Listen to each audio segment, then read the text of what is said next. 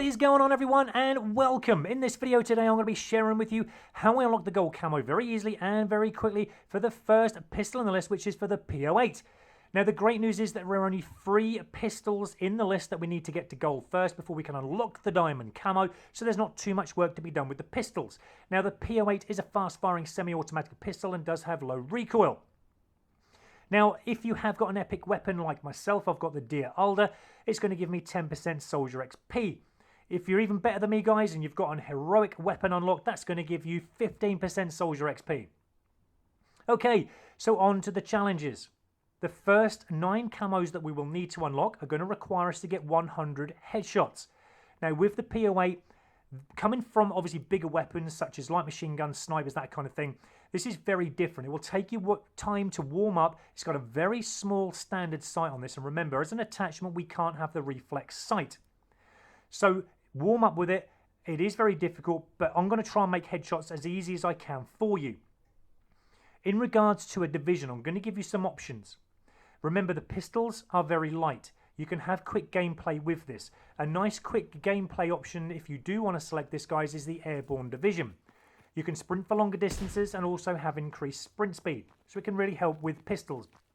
But I'm going to show you now in testing this out. If you look at the top left, guys, the white cursor is very bright.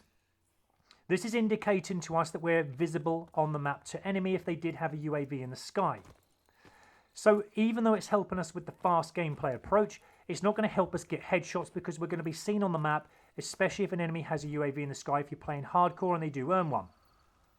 To help along with this, if you do like the faster game approach with the airborne division, is you can select a basic training perk which is called Flanker. You'll need to be at level 54 to unlock it, and what this does will allow you to be invisible while you're moving. But if you look in that, just for a slight second, guys, if you look at that top left hand screen there now at the map, the white cursor, when we were crouched and slowly moving, it was flickering.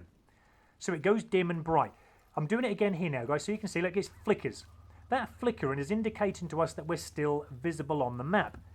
The only way you're going to get out of this and to use that basic training perk to its best potential is to keep running.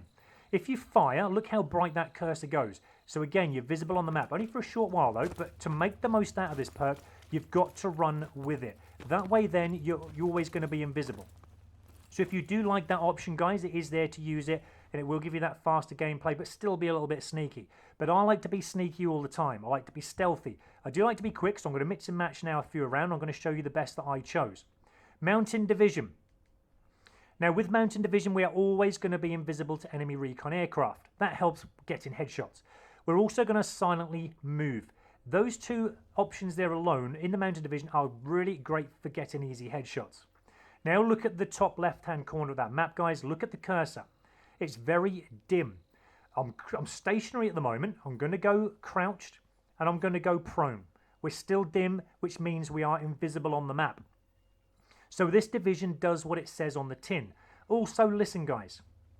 We are very stealthy and we are very silent. There's no big black boots stomping around the map, letting the enemy know we're behind them for them to get the shot on us before we've got the headshot. So you can see how this division really helps me, which is why I chose it. You can jump around, you can do whatever, you are always going to be invisible on the map. But remember, if you do fire, it's the only way you're going to be visible with this division because the cursor goes bright white, indicating to us that we're visible to the enemy if they did have a UAV in the sky.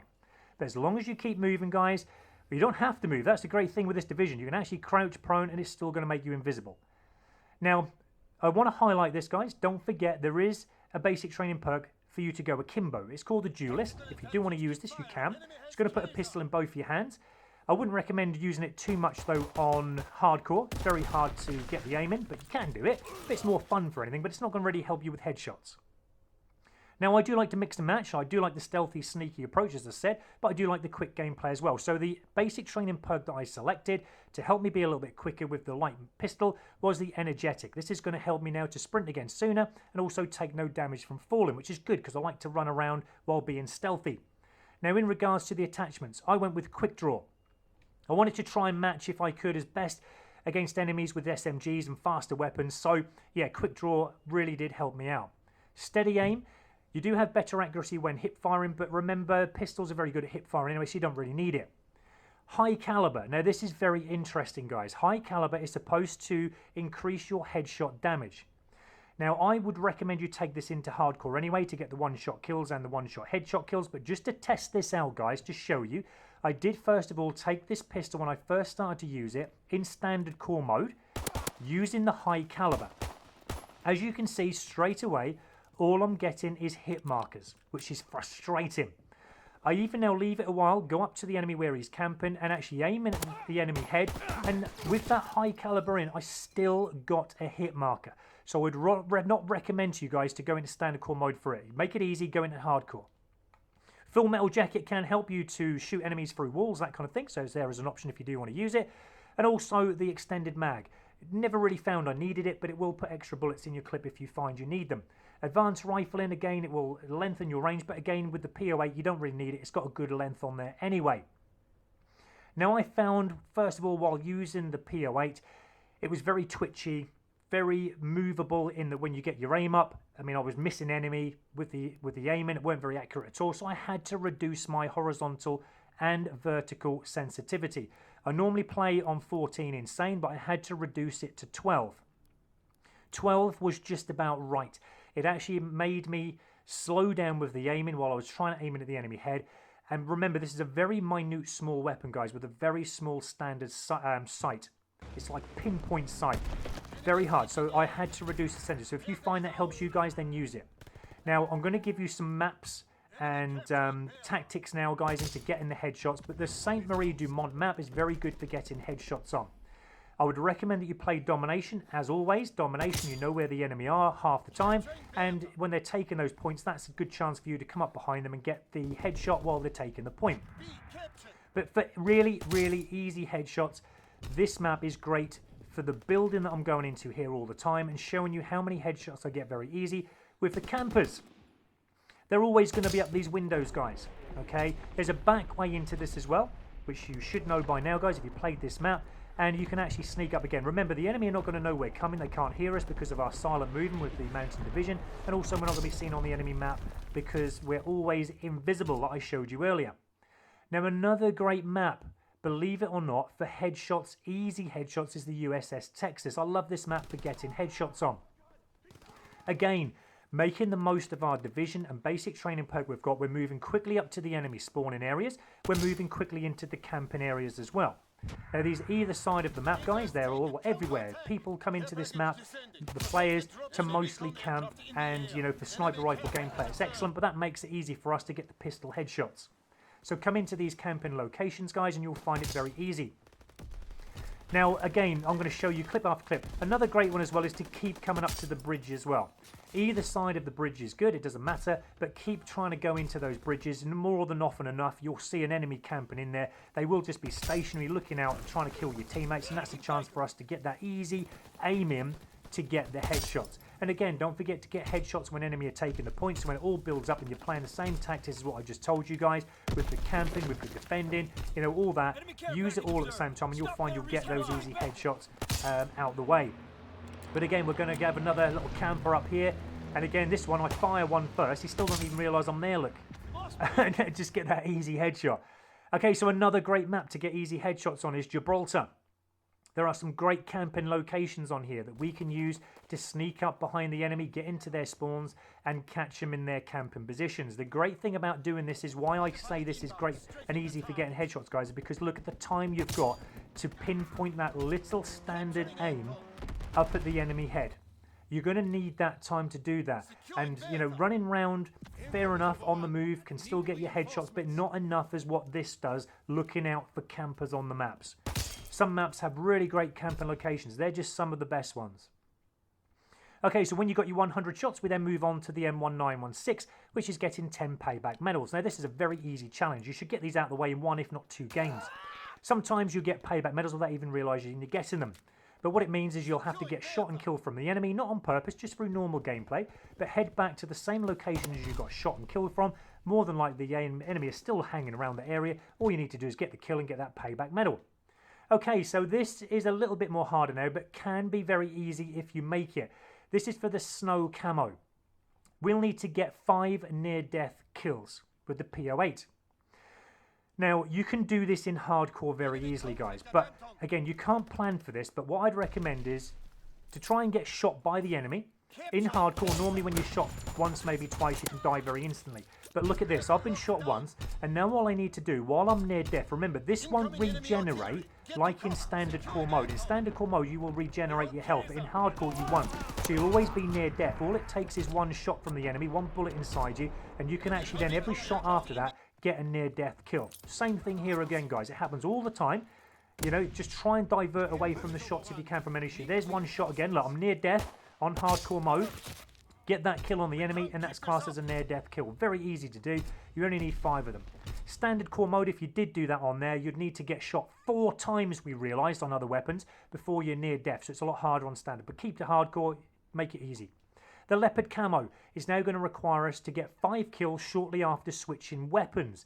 So this is where now you can choose whatever primary weapon you want, guys. Remember, whatever primary weapon you're going to select, you're not going to really use it, okay? It's just to swap just before we get the kill. So I would recommend just keeping your primary weapon up until you know there's an enemy around, then swapping quick, and you can do this by means of, you know, pressing your Y button on Xbox One, or if you're on PS4, you can use your triangle, swap your weapon quick. And I got 2 there, guys, and you can actually get them out of the way in one game. It's very, very easy to do.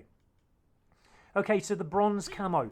This is now getting 2 rapid kills 5 times, with both kills coming from the P-08. So again, this is where I'm going to, you know, choose the best maps for you. Sainte Marie du Mont is a great map for this, but domination helps with rapid kills. This is why I play domination. Not only are you going to get rapid kills when the enemy are trying to take those points, or while you're trying to capture them, because they all come flooding to you if they're trying to defend their point, but, you know, it just makes sense in playing domination, because this is where you're going to get those rapid kills from. Again here, the last one I'm going to show you, because this is so easy, guys.